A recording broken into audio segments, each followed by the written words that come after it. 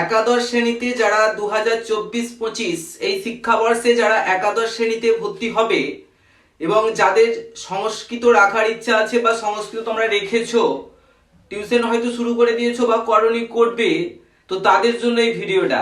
যে নতুন syllabus, semester system পড়াশোনার জন্য যে নতুন সিলেবাস বের হয়েছে, আজ তোমাদের সহজ ভাবে আমি তোমাদের বুঝিয়ে দেবো। দেখো, আমাদের একাদশ শ্রেণীতে দুটো সেমিস্টার, 6 মাস ছাড়া ছাড়া দুটো সেমিস্টার হবে। দ্বাদশ শ্রেণীতে দুটো সেমিস্টার, মোট 4টে সেমিস্টার হচ্ছে, তোমরা জানো। তো 4টে সেমিস্টারের মধ্যে যে 11-এর দুটো আর 12-এর দুটো, মোট 4টে সেমিস্টার। তো প্রথম যে সেমিস্টারটা আমাদের পড়বে, 11-এর যে প্রথম সেমিস্টার, সেই সেমিস্টারে আমাদের 40 নম্বরের পরীক্ষা দিতে হবে।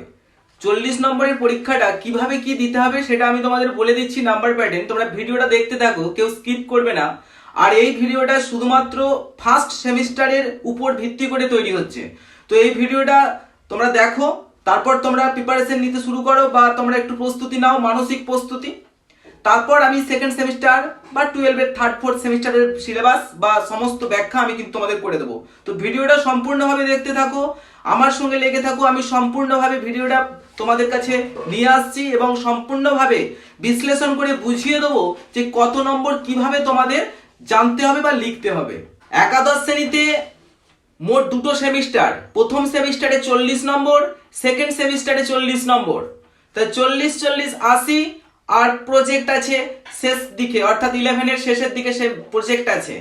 তো প্রথম সেমিস্টার 6 মাসের মধ্যে যে সেমিস্টারটা তোমাদের এখন পড়া শুরু করে দিতে হবে, সেই সেমিস্টারটা 40 নম্বর। তার মধ্যে তোমাদের টেক্সট অর্থাৎ গদ্য পদ্য নাটক বা গদ্য পদ্য দৃশ্যকাব্য যেটা বলছে, এখানে তোমাদের করতে হচ্ছে 15 নম্বর। তাহলে 15 নম্বর থাকছে টেক্সট, 15 নম্বর থাকছে ব্যাকরণ। সেখানে সন্ধি থাকছে, শব্দরূপ থাকছে, ধাতুরূপ থাকছে, প্রত্যয় থাকছে।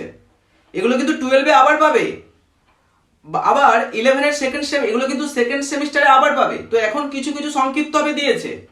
আর থাকছে সাহিত্যের ইতিহাসের মধ্যে থাকছে 10, অর্থাৎ বৈদিক সাহিত্য। তারপর তোমাদের বাল্মীকির রামায়ণের যে বিষয়বস্তু সেই দিকটা থাকছে, আর থাকছে গল্প সাহিত্য। তো ডিটেলস আমি আসছি ভিডিওটা তোমাদের ক্লিয়ার করে দেওয়ার জন্য। তো শুধু এটুকু, এখন আমি যেটুকু বলছি সেটুকু দেখো। আর তোমাদের টেক্সট থেকে করতে হচ্ছে 15, ব্যাকরণ থেকে করতে হচ্ছে 15, আর সাহিত্যের ইতিহাস থেকে করতে হচ্ছে 10। 15 + 15 + 10 40 নম্বর। তাহলে প্রথম সেমিস্টারে তোমরা থাকছে 40 নম্বর। এসো দেখতে থাকো এই সিলেবাসের কিভাবে কি নাম্বার ভাগ হয়েছে। আমাদের ক্লাস 11-এর সেমিস্টার 1-এর সাবজেক্ট সংস্কৃতর ফার্স্ট সেমিস্টারের টপিকগুলো আজকে দেখে নাও। তো প্রথম সেমিস্টারে আমাদের 40 নম্বরের পরীক্ষা হবে, পুরোটাই হবে কিন্তু এমসিকিউ। প্রথমে ইউনিট 1-এ দেখো গদ্য, গদ্যতে আছে উপমনু কথা। এটা বৈষয়িক মহাভারতের আদি পর্বের নির্বাচিত অংশ। এখান থেকে তোমাদের 5টা এমসিকিউ পড়বে। তারপর আছে পদ্যাংশ, পদ্যের মধ্যে আছে বর্ষা বর্ণনম। এটা বাল্মীকির যে রামায়ণ তার কিষ্কিন্ধা কাণ্ডের অংশ বিশেষ, অর্থাৎ বাল্মীকির যে সপ্তকাণ্ড রামায়ণ, সেই 7 কাণ্ড রামায়ণের কিষ্কিন্ধা কাণ্ডের কিছুটা অংশ তোমাদের পদ্যস্বরূপ দিয়েছে। এখান থেকেও তোমাদের কিন্তু 5টা এমসিকিউ করতে হবে। তারপর ইউনিট 3-তে দেখো দৃশ্যকাব্য মানে নাটক, কৃপণ কপালী। এই নাটকটা শ্রীজীব ন্যায়তীর্থকৃত চিপিটক চবর্ণম এর নির্বাচিত অংশ। এখান থেকেও তোমাদেরকে 5টা এমসিকিউ করতে হবে। চলে এসো পার্ট 2। তাহলে তোমাদের কথা দেখা গেল একটা গদ্যাংশ, পদ্যাংশ এবং নাট্যাংশ থেকে তোমাদের মোট 5×3 15 নম্বর এমসিকিউ করতে হচ্ছে।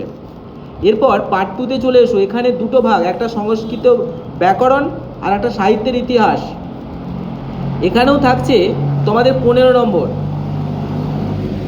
অর্থাৎ প্রথম ইউনিট 4-এ দেখো লেখা আছে সন্ধি। সন্ধির মধ্যে স্বরসন্ধি এবং ব্যঞ্জন সন্ধি তোমাদের করতে হচ্ছে। স্বরসন্ধি 3টে করতে হবে, ব্যঞ্জন সন্ধি 3টে করতে হবে।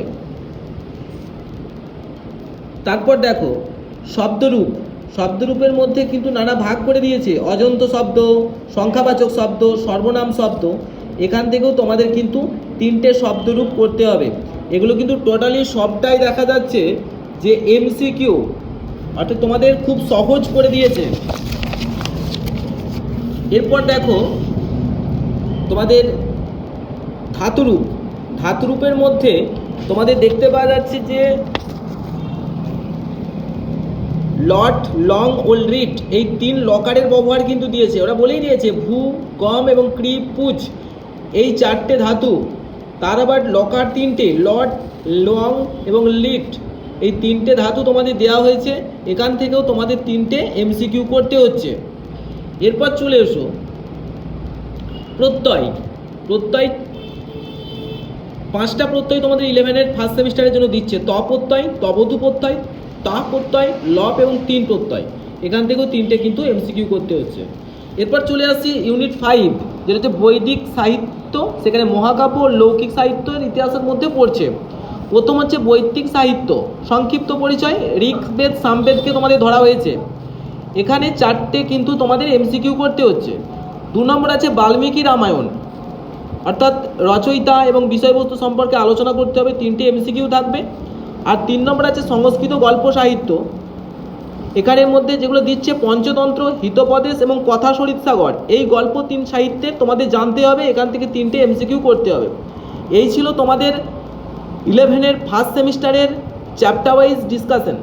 তোমরা ব্যাপারটা ভালো করে বুঝে নাও। আমি পরবর্তীকালে সেকেন্ড সেমিস্টার এবং থার্ড ফোর্থ সেমিস্টারগুলো আস্তে আস্তে প্রকাশ করব। যদি কিছু তোমাদের বক্তব্য থাকে আমাদের কমেন্ট বক্সে জানিও, আমি অবশ্যই তোমাদের বুঝিয়ে দেওয়ার চেষ্টা করব।